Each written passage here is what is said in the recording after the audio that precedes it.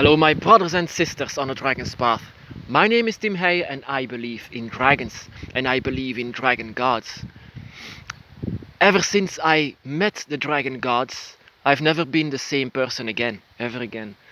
The first god that I ever met was Tiamat. It was introduced by my dragon, the next one, the one next to me, and it was never the same again in my life. It was actually never the same again since I've met my guardian for the first time.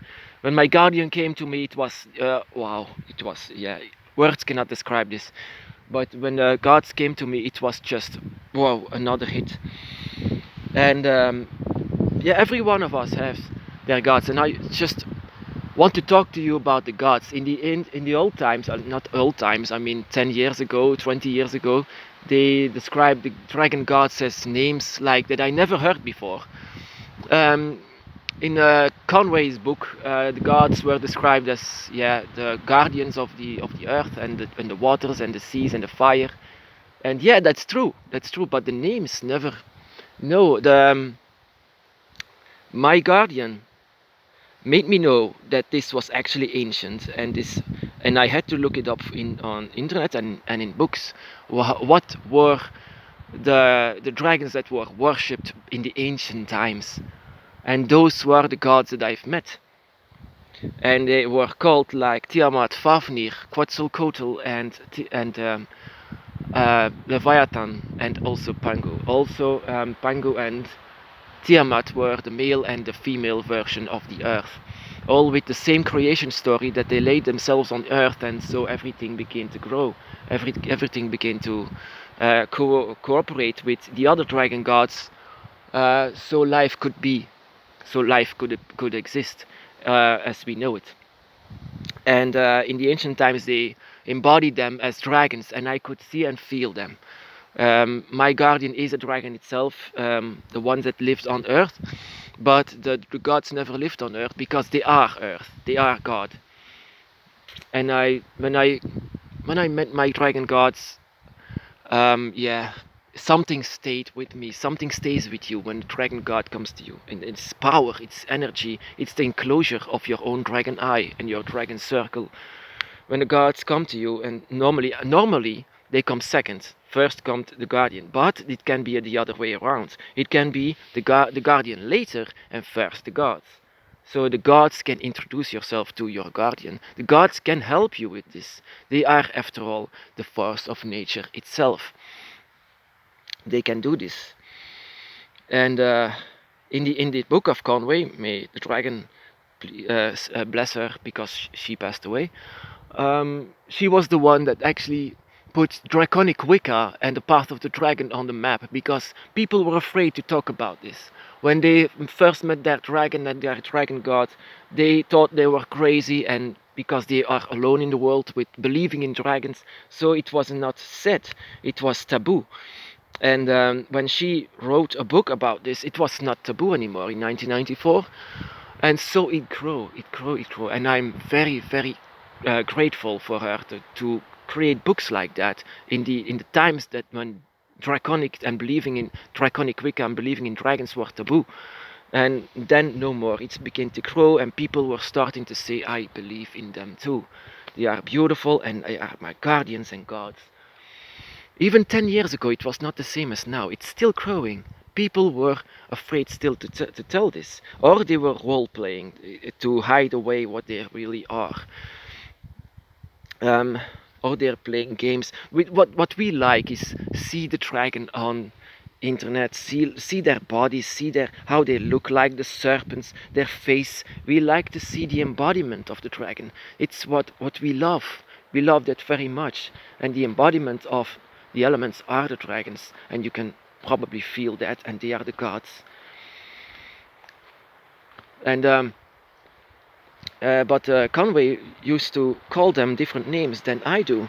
I looked it up for ancient times when they probably I could feel, and maybe I could see the names coming by, but I never came across names like that. Maybe the dragon introduced themselves as different names, and that is when it came to me that the dragon gods, or guardians even, can introduce themselves by name, but many different names. In the ancient times, they had fixed names for them, and that is what I also use, and that is also what the dragon seems to tell me. If it wasn't for the dragon, I couldn't search it up for this. If I didn't have the name, I couldn't search this for this. But I had a name, I had names, so I could search for this. And I came to a lot of results that these were the worshipped dragons in the ancient times. Embodiments of nature. And sometimes, and I can see this now, sometimes they can come to us with different names than I just said. And that is what I think is happened to Conway and what she wrote. A lot of people do that, a lot of people write it down to the names what they hear. I sometimes do this myself, and the names of my guardian. The name of my guardian is difficult to pronounce. That is why I don't. I prefer not to tell it. That is why I say my dragon, my lord. But it's like I don't have the tongue for that name, and my dragon just doesn't seem to mind that I call her dragon, my dragon, because I tell this with a lot of respect. I call her that with a lot of respect and devotion for my dragon. And they can sense that, and then it's fine, then it's okay. They are not human beings. Human beings, when they say, human, come here, then you would be, of course, you would mind if someone says, human, you have to come. No, and I don't say, dragon, you have to come. No, by the way, can you sense my dragon?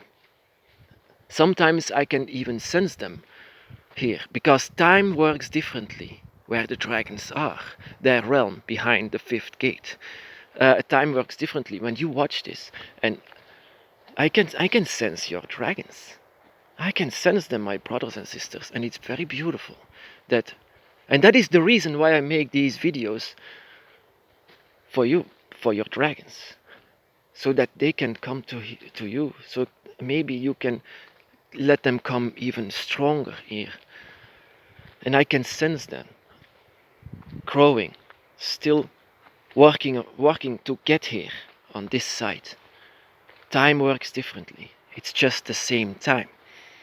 When you watch this, when I make this, can you feel my energy? Can you feel the dragon's energy flowing here? Maybe you can even see my dragon. I know I can see yours. So many different colors.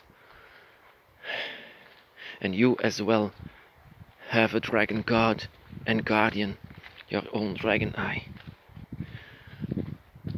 And it's so beautiful, my brothers and sisters. If you can do that, if you can feel the dragons all around, that is so beautiful. That is a beautiful thing about our path. The dragons itself, because we are a part of them. And if you can feel and see them, that's even more perfect. Then you've stepped beyond the fifth gate where they are. And you are reaching out for the dragons. And some of these dragons just want to be with you, to be whole, so you can work for the light as a light worker, as a dragon. It's a philosophy of life. It's your lifestyle then. It's not only a belief, it's a way of living. And you are meant to be this way. You are meant to be this way, even though in the past they were afraid to tell this, but you shouldn't be afraid to tell that there is a dragon, and you have a gift to feel them and even see them and even perform the magic of the dragon.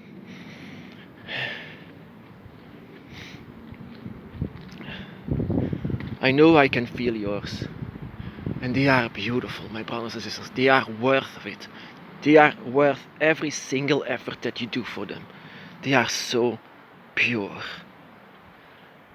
So many different dragons. So many brothers and sisters. Excuse me. A little effort is all there is needed to to let the dragon come to you. And I can feel this, it's so beautiful. And I will continue to make videos because I like to feel this. I like to feel the dragon with you. My brothers and sisters,